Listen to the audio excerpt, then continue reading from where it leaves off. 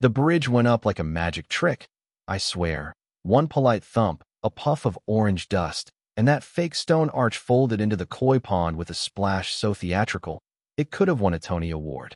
For HOA security guards, if you can even call them that, were stuck right in the middle of their big perimeter operation, standing on the gazebo island, radios screeching, khakis turning darker as pond water soaked straight through those ridiculous tactical pants they all seemed so proud of.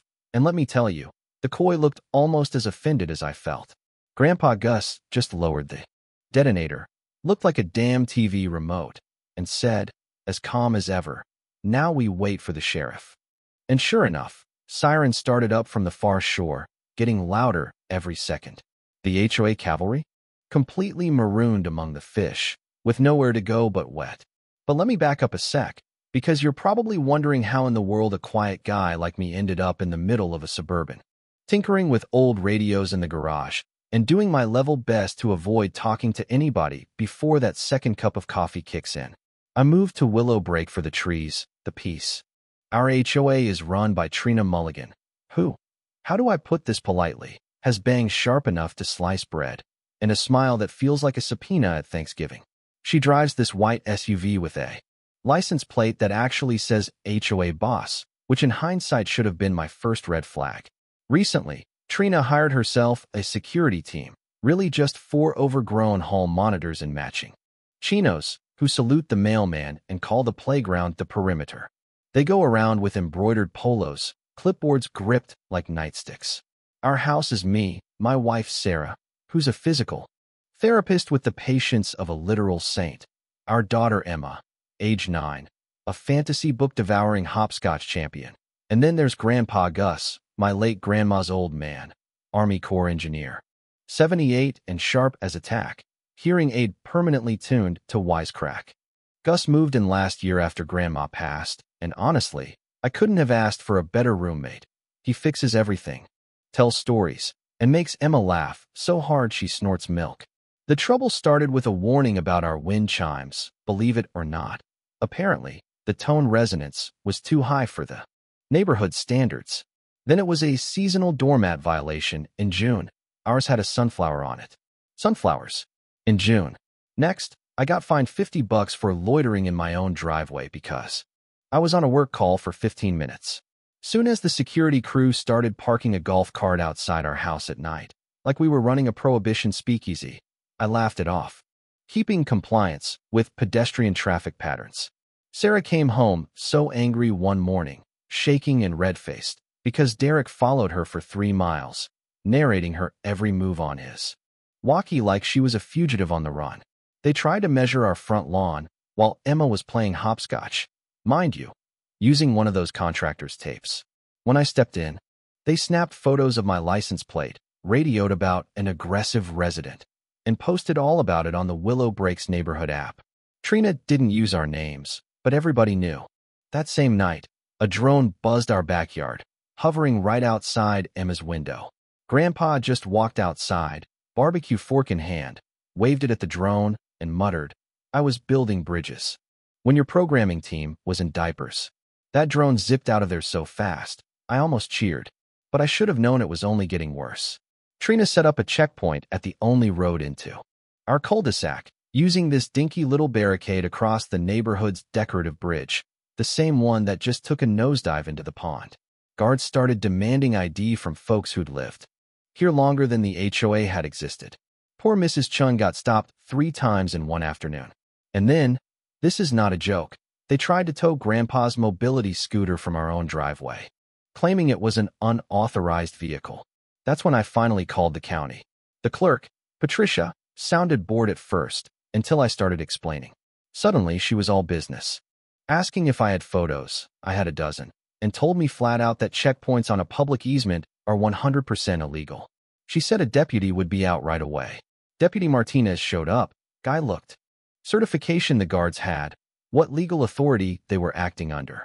Trina said HOA bylaws, he explained, real slow, that those don't override county law. While he's telling her to knock it off and take down the checkpoint, one of the guards whispers into his radio about crowd control protocols. I wish I was kidding. Then starts walking toward Emma with a zip tie. She's just standing there, holding Sarah's hand. The deputy's whole posture changed. Suddenly, we're not in cul-de-sac theater anymore. This was someone's about to meet a judge territory. He ordered the guy to stand down and show his hands. Backup arrived within minutes. Of course, Trina doubled down, filed a complaint with the sheriff, posted security footage edits online, with scary music and captions like, "Scofflaw and dangerous resident." She tagged half the neighborhood. What she didn't know was, Grandpa Gus had been quietly documenting every bit of it. Times, dates, drone serial number, badge photos, spotlight incidents. He even set up his old camcorder on the windowsill after the second night and made a color-coded spreadsheet. And, more importantly, he'd filed a maintenance report about the bridge's crumbling grout weeks ago. Engineers noticed these things, you know. The county sent out an inspector, discovered the arch was basically a concrete shell over hollow foam, completely cosmetic, rated for foot traffic at best. They prepped for a safe demolition, with charges set and a permit for emergency use if needed. So, when Trina started her Hold the Island operation, barking orders through her megaphone and telling her guards to pin us on the far side of the bridge, Grandpa just grinned at me, showed me the official paperwork, and said, "Patience, son. Sometimes the best offense is a really good permit." And this afternoon, as the deputy coordinated with code enforcement and more cops arrived, Trina and her goons set up on the gazebo island. Her off the bridge warned her it was county property and unsafe. She refused, said she was exercising her First Amendment rights on HOA property. Meanwhile, the county inspector, Bill, radioed in. He could see stress fractures spreading under Trina's weight, said the bridge had to come down now, or it could collapse on its own. Grandpa pulled the official trigger. Neat motion, no debris, no injuries, just a satisfying splash and a couple of stunned koi. Trina scrambled off just in time, but her perfect helmet bangs finally gave up, stuck to her forehead with pond water, her megaphone skidding away. Her guards, well, they were stranded on the island, with Deputy Martinez on the bank, loudly ordering them to stay put until transport arrived. Neighbors lined the edge, filming with their phones, laughing as the sheriff's John boat, a little aluminum thing used for cleaning pond filters, puttered over to collect the private peace officers. The sheriff himself, big mustache, cowboy boots, looked those four guys over and said, "Nope, your private problems now. Get in the boat, or you'll be county guests." What happened next was a legal tsunami.